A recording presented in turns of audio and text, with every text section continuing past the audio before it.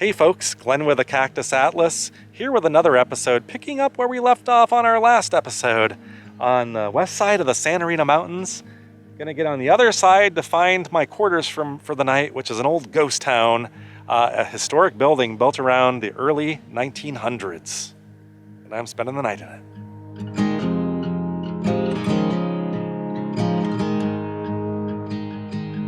it. So basically, let me get you set up here for this video. I was doing research for things to film in southern Arizona, and I came across this place called the Kentucky Camp, which is an old mining operation, and we'll talk more about what it was and what they were doing out there, that existed right around the turn of the century, 1800s, 19th century into the 20th century. And the buildings out there are remarkably well preserved. They're adobe, not unlike everything we've been seeing on the strip. There's a theme. And I want to say they date back to the early, like the 1910s or something like that. I want to even say 1901 or 02 for some reason, but this is one of those things where I just did all the research and I've already forgotten half of it because I've had to cram a lot in a short time, but they're old. And it's the time frames we study on this channel, and I'm going to get to spend the night in it. And I think that's exciting and kind of scary. All right. I have made the turn for the last few miles to get to Kentucky Camp. Racing sunset at 6:32. Got a lot of cloud cover at the last minute. But we're behind the Santa Ritas now. There's actually snow on the peaks now. Not sure how that's going to come out on the footage right now as it's getting darker and the sun's going behind this, but my hope is we should be there right at sunset at 6:48 p.m. I checked earlier, and that's when sunset is, but being behind the mountains, it gets darker quicker. Plus, you got the clouds. But I'm hoping it's just enough where we can actually just get some quick shots of the outside of Kentucky Camp, get our bearings there. And then we're moving in. We're going to have the indoor life on this episode, and we're going to be staying right inside the historic structure itself, or one of them. Well over 100-year-old mining camp office, is my understanding, is where we're spending the night tonight.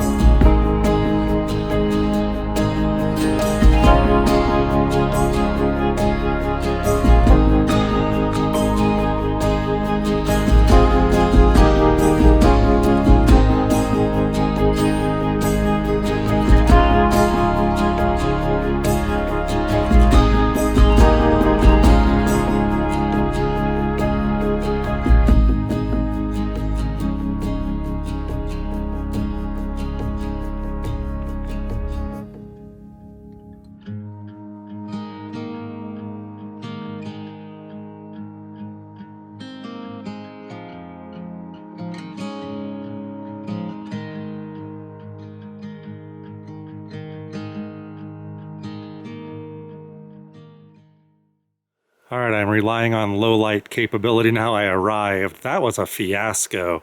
Shame on you, Google. I think when it turns to dirt, just don't even try. That's my advice. I've learned my lesson. We're here now, and unfortunately, I wanted to get better shots of my quarters for tonight. But here we are at Kentucky Camp. And I know it's hard to see, and it's probably grainy, but it does have electricity and a grill, which I won't be making use of. So I don't know if it has heat though, because it is cold. But this is going to be our first look. Not the way I wanted to do it, but we've been looking at this whole, if you've been following this whole trip, it's that adobe brick sprayed with some kind of outer veneer. It's really hard actually. So they must have, there's been some restoration work on this. The gutters look new and everything, but excuse me, that looks ominous. I'm gonna guess on the front facade. We'll get a good look at this during the daylight. Like I said, we'll do the history in the morning when we wake up. I hear cows mooing, but I want to get in there because I'm freezing and I want to get settled in, and I got to make dinner and stuff. So we'll focus on the inside tonight.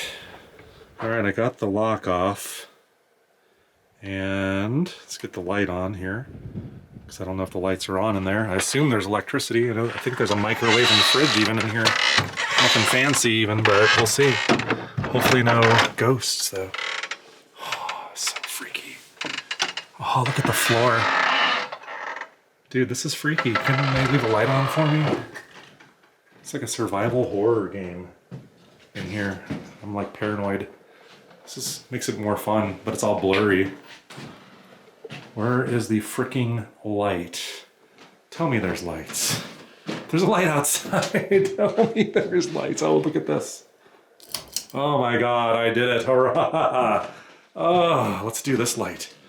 It's cold in here. I don't think there's heat. There's a wood stove. Dude, this is awesome. And there's the bedroom. Look at this, guys. Kentucky Camp. I made it. Hopefully there's some info in here about this place. There's lots of stuff here. Lots to read and educate myself on before the morrow. But I need to bring in that which I need. I'm going to leave most of it in the car tonight, boy, but this is great. Hopefully there's one more light. Can I trouble you for one more light? Oh, that scared me. I thought that was something, a bug or something, but it wasn't. Wow. Dude. Listen to the floor.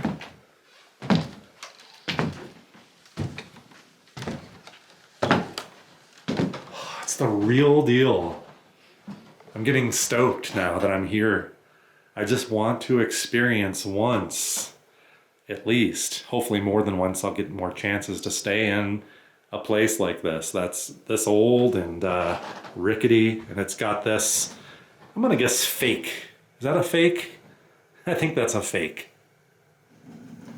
I heard it light. Oh yeah, look at that. That is the proper ambience. Actually, that's more like the proper ambience.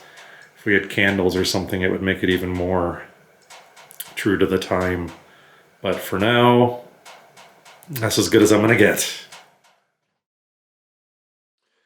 I had dinner. I had brought some frozen chili that Amy had made a long time ago. It was delicious. Amy, I ate it all. So there's a microwave here. I'm just give you guys a tour of my quarters tonight. But microwave works. There's a fridge, which I don't need. And here's all my charging stuff. I'm charging drone batteries, GoPro, drone remote, and then back there I've got one of my cameras. I got a whole bunch of batteries lined up to charge up there, so everything's underway for tomorrow basically. Okay, so I'm gonna give you a tour and show you what this place is all about, and then I'm gonna go to bed early and wake up really early, and then we'll tour this place. And in the meantime, I saw some information I can read up on so I can have some stories to share in the morning. As a little knit thing out there says, this Kentucky camp was established in 1904. So for now, we'll just keep it there. It was built here to basically support a mining company, a hydraulic mining company, with some interesting engineering involved with it that we'll learn as we go through. And then eventually, things happened, the adventure failed, and these things were abandoned, and then the Forest Service renovated them, I think in the 1990s, and now you can rent them out. And I am going to assume for now this is a 1904 building until I find evidence of otherwise. So I don't know how much is renovated, how much is original. I mean, it looks and feels original all the way around. But I guarantee you they've had to do, work on the roof. I'm sure there was cave-ins and stuff. But one thing that I could tell you feels the part that is absolutely of the time period is this floor. It is old and rickety. It's like the stuff we always seek out here on this channel, the Cactus Atlas. So if you want to stay here, just keep in mind, if you see the light, they have it on for a reason. That's that back area we came in through the door here into the kitchen area, and I made dinner. I said everything's operational, everything's great, and lots of seating for a pretty good group. You got 3, 4, 5, 6 chairs and a pretty big table.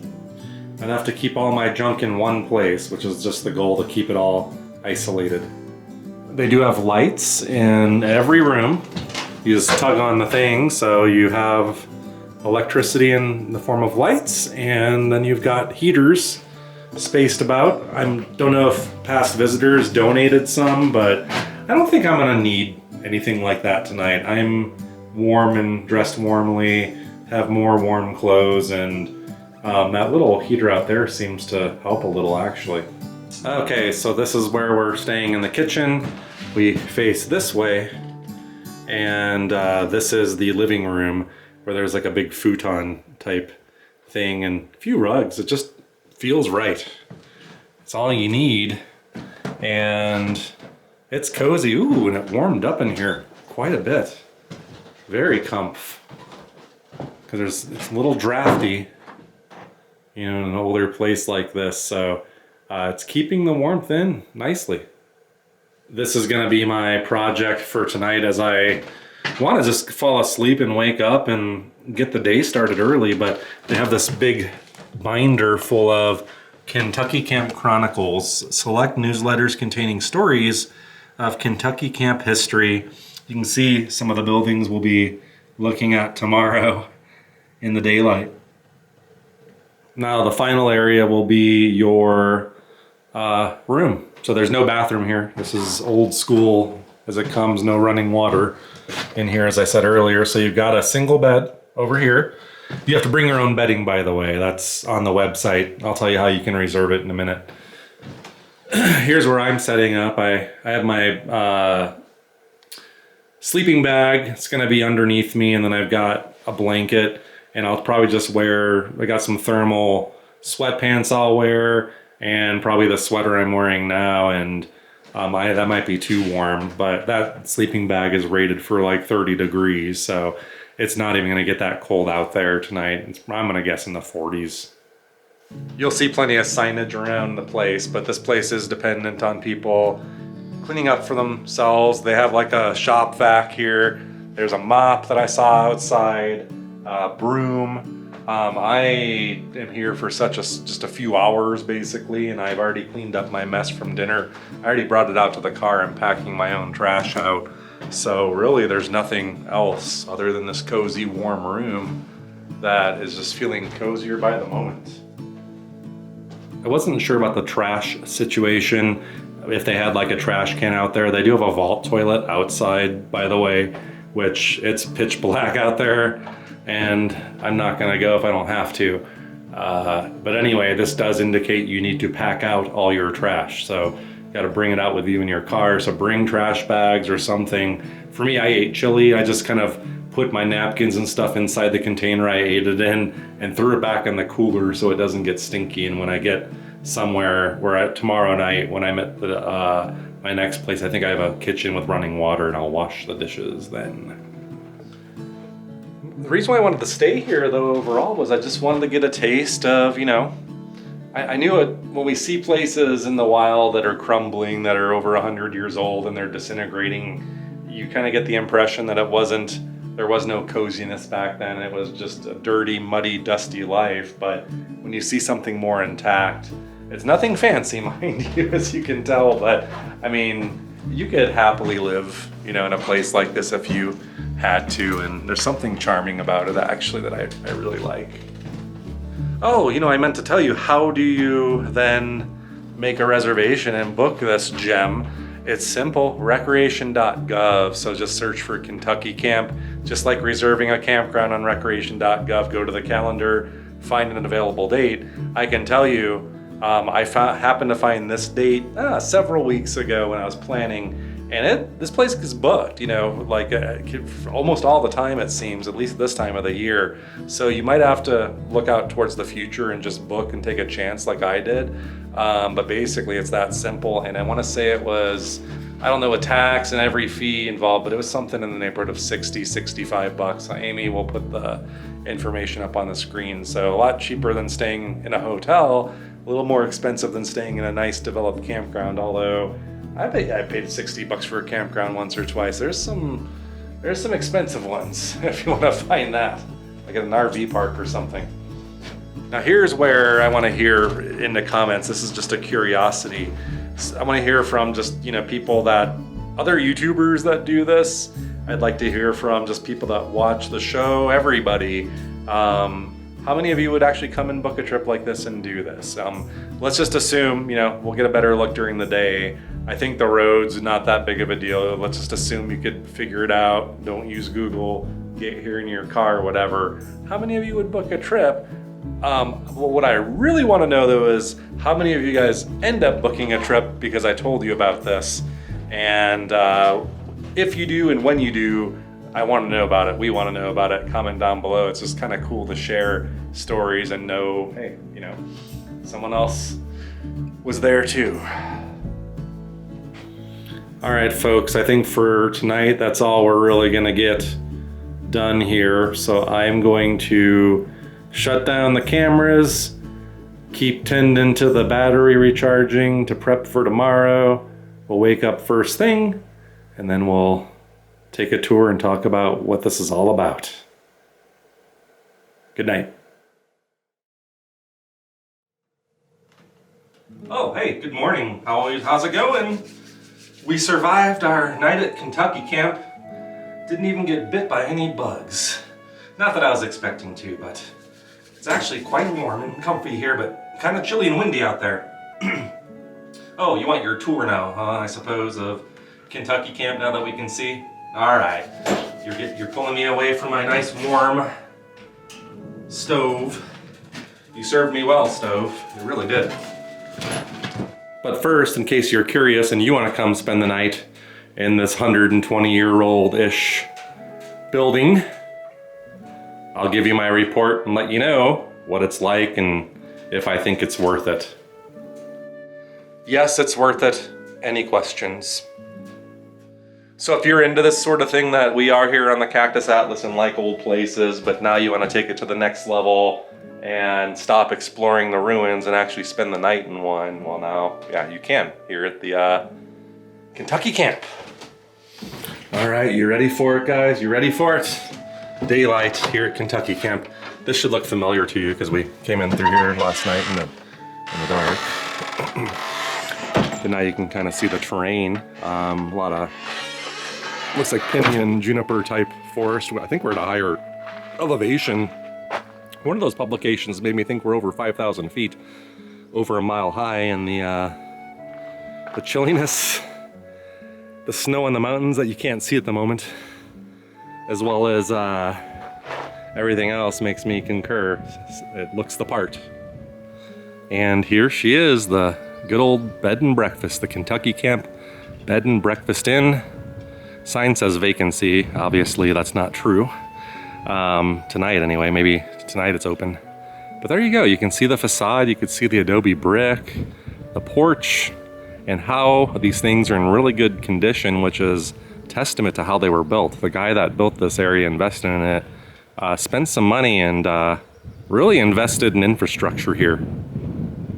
And yeah, 120 years ago there would have been people building this and getting ready for a profitable mining adventure here, a hydraulic mining adventure that seemed to hold promise, but it fell flat. And that's really the story of Kentucky Camp, if I had to summarize it, is it was a large investment on the part of one man, a Mr. McEnany, I think was his name. And he had financial problems and stuff, as I was reading about, and they only ran one operation here. And the engineering that went into this, and we're going to talk about it as we go along the way, is very impressive. But basically this never really came to be much of anything, and then eventually it was abandoned, and the Forest Service through land swaps got a hold of the land, and then there's a place called Friends of the Kentucky Camp that helped restore this. I was looking at pictures of all those fine folks. Thank you for doing that. And then now today you can come stay in an era home. All right, so I'm gonna start down this ways. There's another cabin that I'm assuming is a facsimile or similar to what I stayed in. And then there are other structures like this which the information I got says what these things were, but it's mainly residential. There's a miner's hotel, these cabins, and there was a assay office and a couple other things, but I would say mainly this was just meant for housing for this company that was here out in the Santa Ritas trying to blast gold out of the gravels. It's kind of hard to think too, you know, how rough and tumble a place Arizona even was at that time in the 1900s. And, you know, this might be stretching it a little bit, maybe not. But if you're from my generation and played video games, there's a game called Red Dead Redemption. And the first one, I believe, takes place in 1911. If you're playing the game, it's not a game that takes place in the 1800s, although it feels like it. Look around in the game, you'll see like electric wires, telegraph poles, stuff like that. And this time frame is, what, like 7 years before the time frame that game took place. My point being is, I'm sure, you know, on the East Coast in big cities, there's a lot more modern convenience, but out in these pockets, out in the middle of nowhere, it was still very much the Wild West. We heard about the violent murders of Ruby during the Mexican Revolution in the 1920s, you know, so I think living out here in the early 20th century would have been more difficult than some might think. And speaking of the 20th century, you can see an old-timey car, which at that point in time, I don't know if they would have relied on any kind of motor vehicles yet out this far. I'm guessing a lot was still done with horses, mules, and oxen, things like that. But I'm sure it wasn't long before cars were rolling in here, and that's a cool frame. You don't see that a lot. At least I don't. These are actually interesting for me to see also if they're what I think they are. The operation here was quite an engineering feat where they had to route water from some large mountains that you can't see once again out back that ways. And they had the system of ditches and pipes and high pressure lines that flowed all the way down here to the gullies. And I think this is part of one of those systems where they would have these high pressure lines that would just blast the heck out of the gravels and the gulches to try to extract any remaining gold. We'll go look at a few other buildings, but I'll give you my best explanation because I'm not a mining expert, but the type of mining here is called placer mining, and it's the type of mining I think you would associate with people walking around like washes and stuff. I'm guessing back in the 1870s, sounds like you could walk around and just pick gold up off the ground and there were people panning and doing that kind of thing until all of that was really depleted and it wasn't cost effective anymore to mine that way. And then enter a Mr. Stetson, a mining engineer, who devised a plan for that system that I mentioned of bringing water down here to have high pressure lines to go into the gulches and blast to get at the underlying stuff that wasn't at the ground level. And then after Mr. Stetson got an investor, Mr. McEnany, involved, McEnany decided to build this place to support that effort. And we'll talk a little bit about how it went, because it seems like it may have had some promise. And the issue wasn't so much the technology or the engineering, but more the money running out is how I interpreted it. This here looks very similar to where I stayed, minus a porch, but it looks like one of those L-shaped cabins that is like mine that I read about. Almost certainly another residential. You even have a grill back here. This one's kind of leaning a little bit more. And you can see the roof. My roof is the same, those wooden shingles. I don't know if those are probably not, well, I don't want to say probably not the originals. They look old. I just don't know how long things like that would last. You'd think that original wood would have been rotted away and replaced, but I don't know. I'll give you a look at this facade also. See, they built like this retaining wall behind here, and same kind of thing that I'm staying in, I would say.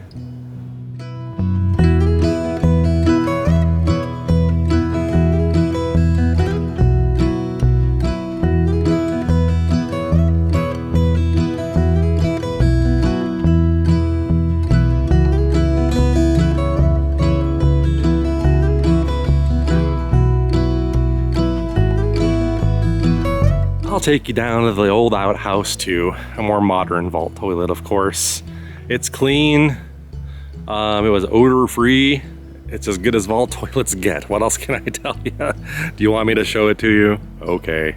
I don't know. I like to know before I go. No pun intended. But I do like to know if it's gonna be a mess or what to expect, so that's why I do it. Oh, that's a bath. Anybody want to take a bath? Yeah, I don't know why that's there, if it's for cattle or something, or mules to drink, who knows. Alrighty, here's the restroom. And it's a vault toilet. I would hope you would agree. It's clean as far as vault toilets go, and there's really no bugs or anything out. It's also cold, so that could be part of it, but I would give the vault toilet an A+ as far as vault toilets go. So I'm gonna walk you around down here now to like the main sign, and we'll maybe see if there's like an overview of everything. And then we'll go to the main building. There's like a little visitor center museum over here and a caretaker. Well, I take it the caretaker stays in that one. There's a sign down the hill to like this concrete pad where I assume previous caretakers brought RVs or something, but we'll see. Oh, if you're into hiking also, by the way, I should have mentioned this earlier, the Arizona Trail passes right through here. See, there's signs for it. So I think I saw someone hiking this morning through here. Come and take a look. So you may have crossed through here because of that. I'm guessing this isn't so much devoted to the history of Kentucky Camp, but more the Arizona Trail, which I think stretches from the border, Mexican border, all the way up to Utah. Here we go, I was right. 800 miles. It's a non-motorized trail, so your motors are your legs, I guess, but it pretty much goes straight up through Flagstaff, through the Phoenix area, the Grand Canyon, so it would cross over the Grand Canyon to the North Rim and up onto the Arizona Strip, up to Utah. This is what I think is probably the most impressive structure in terms of size, certainly. What I think is part offices, part was gonna be a miner's hotel. Probably like little one-room compartments for miners to stay in, and we'll get a couple shots of the outside before I see if we can poke our heads in there. Hope we can. So it's a nice long porch, and you could imagine maybe a bunch of miners sitting out there smoking, drinking, hanging out, watching the sunset facing west this way, although probably wouldn't be too much to see with the hills right there. And then someone planted some beautiful flowers here, up and down. I think there's even more buildings back this way too. Aha, it's the necessary ingredient, I think, to be able to get the gold out of these gulches. I think that's one of those high pressure water lines, and this thing's no joke. Here's a picture of what we're talking about. They're basically like taking a fire hose to like the hills and just spraying away and eroding away the land to get at the material underneath. Like I mentioned earlier, previous people would have come through there and just picked stuff up off the ground. But the Santa Rita Water and Mining Company, by the way, that's the name of this company that was established here to do this, ended up doing. And then the main mining engineer, Mr. Stetson, who had a tragic end that we'll tell you about at the end, is the one that designed, I don't think the actual riveted pipes you see here, but the system originating from the water runoff of the nearby Santa Rita Mountains, a system of ditches, pipes, gravity, and high pressure lines that got narrower and narrower to build pressure up so they could basically blast these hills like a fire hose. I'll have to find out if there's evidence of where they did this, because they only did it for one run, is my understanding. We'll talk a little bit about that. There's probably information inside there if I had to guess about that too. But here's another building. I'm not sure what this one was or what the intent was, but I don't know if it's open or not. It's another one of those that looks like they might be renovating. Oh, I guess you can go in. Looks like something they'd want you to go in because there's lots of artifacts on display.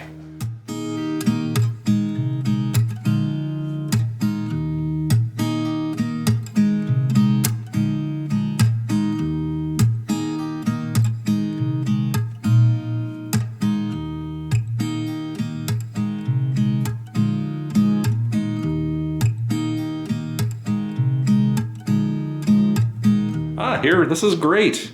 This is talking about all that stuff I was just telling you about, tearing up the ground with splendid results. So, and this is the main investor sketch of George McEnany, that's how I'm pronouncing it. He was the president and chief investor in this operation. And I would say from what I read, the reason for its demise just, and his health was failing too. So I think by 1909, he passed away.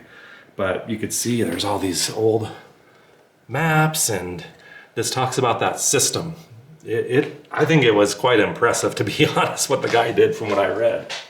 Something tells me this is the old assay office. I read they had one. All right, so I think this is labeled the headquarters building. So either, I've also heard something about a miner's hotel, and I don't know if that's what this is. That's what I thought it was. But on the inside, there's a long hallway with several rooms that would make sense for little miner, rooms. But maybe they would have been offices also. But this is a good example of how McEnany spent a lot of money on this.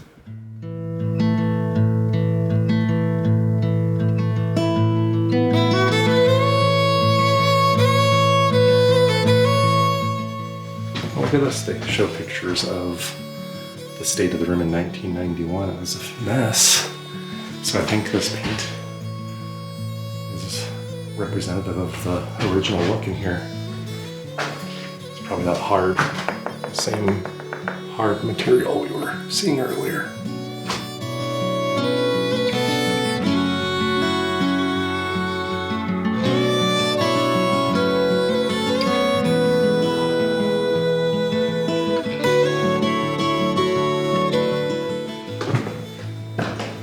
Wow, look at this. This makes me wonder if they either have a caretaker staying here, or is this just a display? There are electrical outlets in here and stuff, so the ceiling looks pretty old. This is probably indicative of what one of the miners' rooms would have been like, just a small one-room thing like that.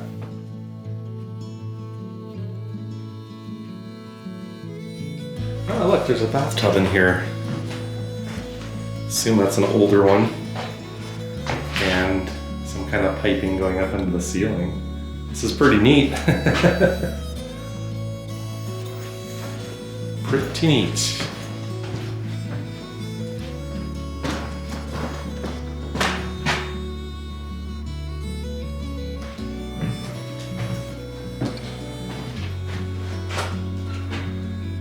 This tells a little bit about the history of the restoration.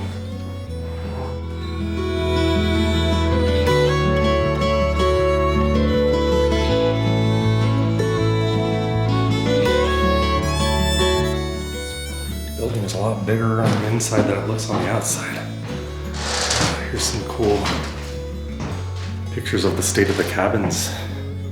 You can see they were not in very good shape. That looks more like what we seek out on the channel. And there's more historic photos here.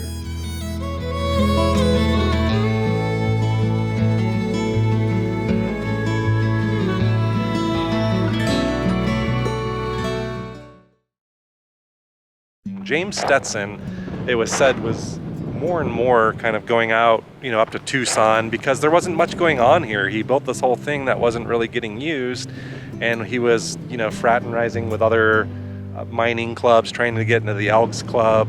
And then one day he was in a hotel in Tucson, and they say he accidentally fell out of the window and died. So it wasn't labeled a suicide or any kind of foul play. It was just he lost his balance and fell out of a window, died. And then you read about that event happening when you read about McEnany's ventures here slowing down. But it also seems like he was going through a divorce. He had other issues, so health issues. So by 1909, that ended. And then eventually, I was reading in there, this went into the hands of a ranching family who probably repurposed the building. And the best part about it all, I thought in there, we're seeing some of the old photos that I didn't see any of those online, of the state of the buildings, like in the 1980s, 1970s. And it really just reasserts what I say on this channel all the time. Like Amy and I feel almost like a duty to go film places like this in their original placement because they decay so quickly. Faster than the Native American ruins, I would even argue, that we see out here. Isn't that ironic? And then today, Mr. McEnany's money went towards letting tourists like me come out here and make YouTube videos and spend the night in his structures that were not intended for this purpose at all. I wonder what he'd think about that. So there was a really big barn, it looks like, and I'm wondering if that's what was across the street from where I was, because I do not see that standing, and that looks like that was crumbling by the 1980s. The roof was caved in. So, yeah, like I said, this reminds me somewhat of like a Vulture City situation, something like that, or Ruby that got more TLC and people restoring it. Kind of cool if they did something like this in Ruby. Wink, wink. You should renovate a couple of those, leave some and renovate some. Let's enjoy the history. And on that note, I'm gonna end it here on the porch of the guest cabin that I stayed at, the Bed and No Breakfast, as it's known. Kentucky Camp, an experience staying in a historic mining building that is virtually the same build as all of the stuff I've been exploring on this channel for years, and certainly recently this week, Ruby, Solero, Alto, all of those things. And I finally got to spend the night in one and get a little bit of a taste, albeit with more luxuries than they had, of what living in one of these places was like. Big check off my list. All right, I am packed up and we're gonna say goodbye to Kentucky Camp, but I'm not quite done with you yet. I'm gonna drive you out of here, go back up the road, try to get to a higher elevation so we can get a view of the Santa Ritas with snow on them out here. It's beautiful, and it's kind of interesting because that snow melt back in the day would have been an essential part of the water runoff they were trying to capture to do these operations out here. So it's relevant, I would say, to this episode and its scenic beauty. So let's head up the road, but say your goodbyes to Kentucky Camp, and Mr. McEnany, Mr. Stetson, all of yous, and the miners whose names aren't remembered. Much respect, much respect. I decided to sit in my car here to say my final few words to you. I'm out here looking at those Santa Rita Mountains at the top of the hill from Kentucky Camp. So the mountains are indeed right there. You're just too low of an elevation to see them down there, but I told you there was snow on them. And on the other side, where we were yesterday, where we drove by Alto, there was no snow on that. So I guess it makes sense when you think of how the sun works. But anyway, that was awesome. I hope you liked that one. That was different. Tried something different, but I had fun with it. So on that note, my friends, I hope you enjoyed this one. Let us know. It's a little different. Haven't spent the night in a historic place like this before. If you like it, I'll try to do more of these. And if you haven't subscribed to our channel, but you're digging our content, consider subscribing, because we release this every week, this kind of thing. And tell your friends and blah, blah, blah. You know the drill by now on YouTube. So thank you for watching. Thanks for joining us today, and we will see you on the next video. Goodbye.